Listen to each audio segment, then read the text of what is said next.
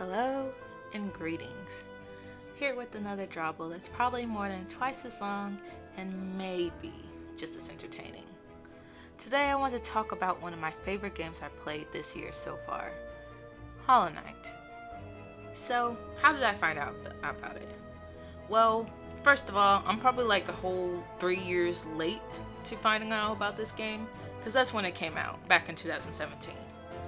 And it was like a big thing back then. I remember like people were like just like all over this game. They were saying it had great bosses, great animation, great everything. It was like this game was amazing, and if you didn't think so, well, you just had to excuse yourself right out the door. But at the same time, I was just like skeptic because I really wasn't much of a trend follower. I didn't just play games just because, well, everyone's playing it. I needed a little something to reel me in. And of course, the first problem I ran into, besides it being a trend at the time, was I was not much of a fan of platformers. Now, the reason why is a pretty silly reason. It's because I thought I'd be restricted to the platform, like with navigating throughout the world and the game as far. I didn't like that as much. Like, one of the aspects I most enjoyed from Zelda Breath of the Wild was you were free to roam, and there was like no restrictions to where you could go. Well, of course with minor things, unless you wanted to freeze to death or fall off a cliff, but that's not really important.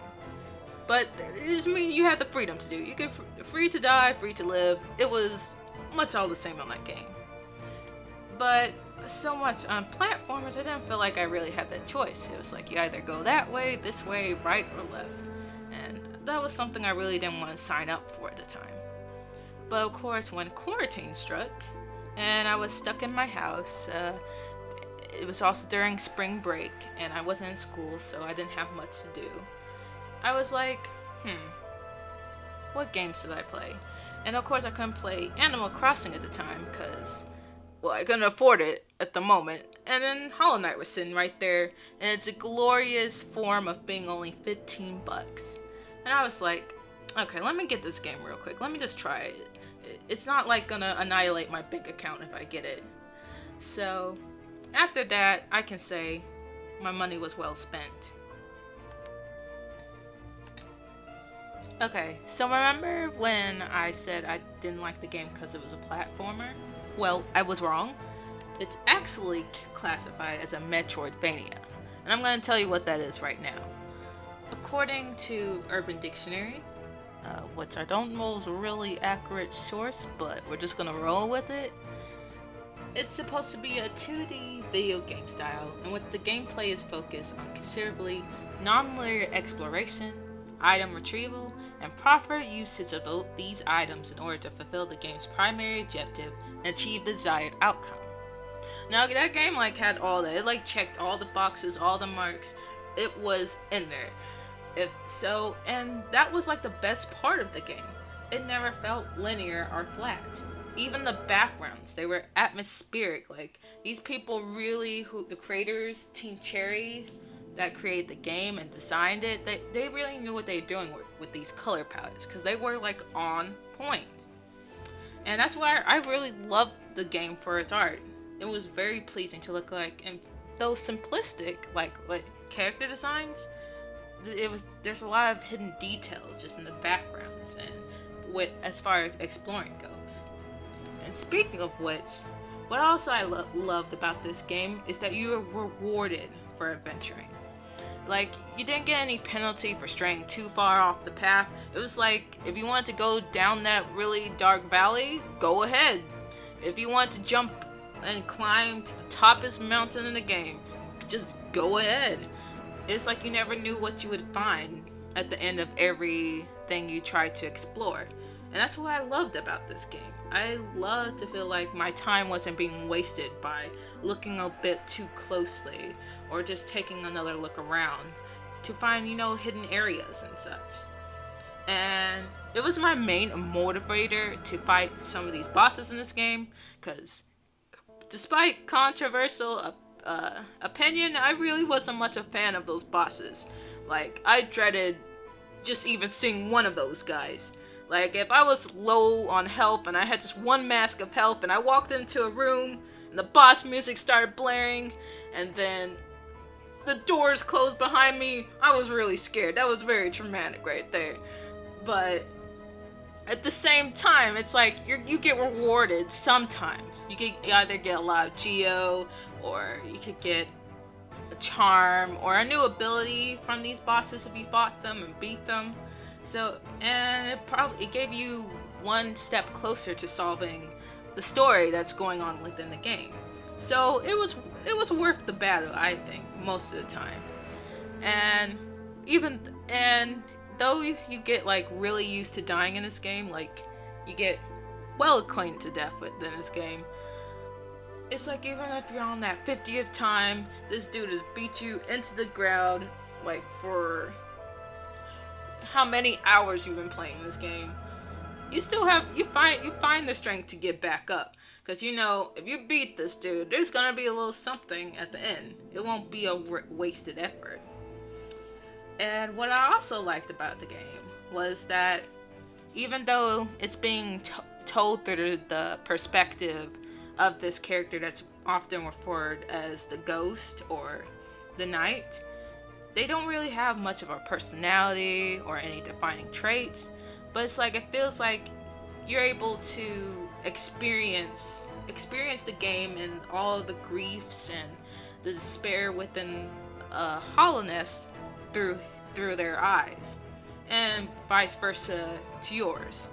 And I felt like that was a nice touch. It's like the character didn't necessarily have to be charismatic or, you know, be a character, but you were able to still feel and interact with the game as you would if it was like another layered protagonist. And I really appreciate that. And overall, like, even though there were some instances where it was just like annoying, like I'm not even gonna say I had a problem with some of these enemies, these aspids, because those things you did not want to run into a whole garble of them. Because let me tell you, they could really just legit just screw you over in that game. And there is sometimes like some sucky charms and such like that, but those were like all like mild inconveniences. That didn't ruin the whole gaming experience. It was still wonderful, and I believe I still enjoyed every moment of it. So now on to NPCs. Now first of all, I have to talk about my man, Tiso. I liked him at first when I saw him. I liked his little design, I liked his hood, I liked his shell shield, and I really liked it. I was like hoping to see him more, even though he was like sort of jerkish when you first meet him. It was like, you know, appealing in a way. And I was like, oh cool, I can't wait to see this dude.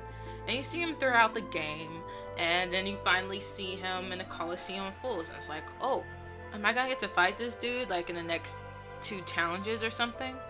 But of course, as luck would have it, or very unlucky, as soon as you get down to acid pits, this dude is like hecka dead. And it's just like, well shoot. And this wasn't the first time I experienced it.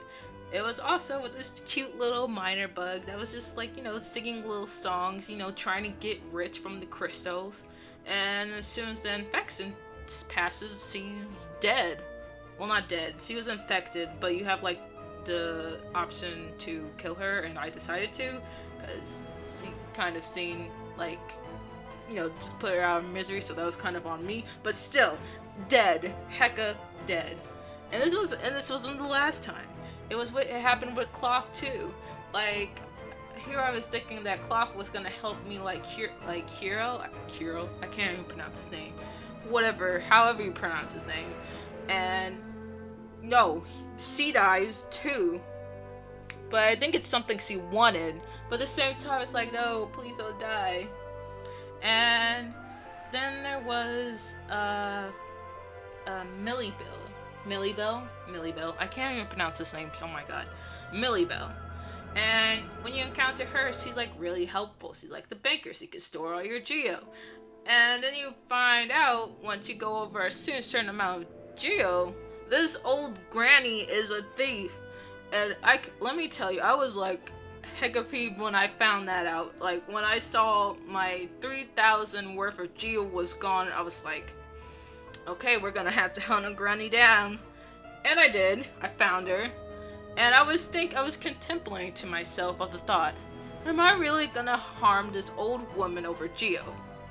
But at the same time, you know, it's like 3,000 geo is 3,000 geo, so I just got to work and I got my geo back. She didn't die, but it was like, dude, I need my geo.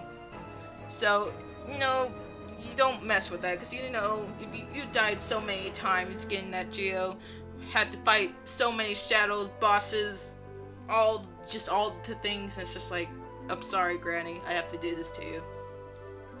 But anyways, and one of my other NPCs I did enjoy was Cornifer, because he was the man with the maps.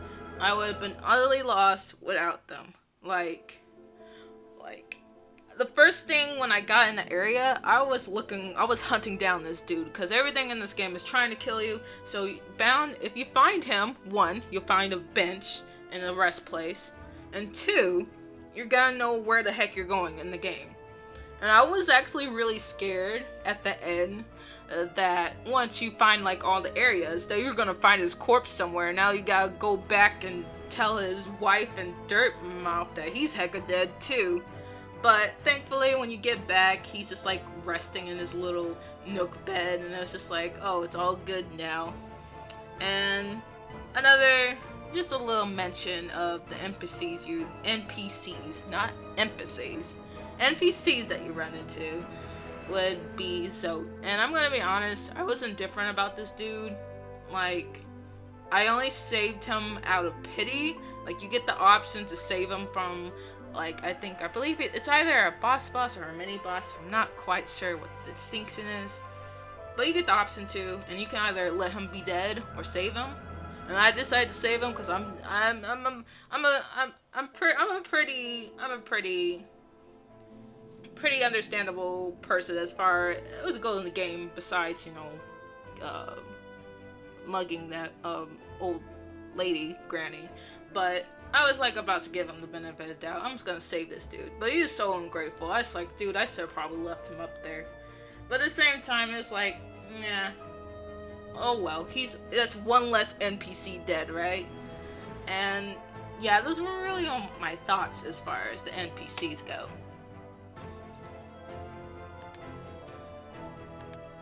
And to conclude, I just highly recommend this game.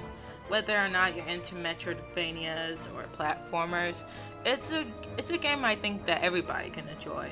And if the gameplay doesn't interest you, the story's sure will. So with that said, I would give it a try. And I do apologize if my rambling had a lot of stutters and, well, incohesive language. I did this completely unscripted, and I was just kind of just rolling with what came along and with the little short notes I wrote off to the side. So I hope you enjoy, and I hope I get better at these as I go.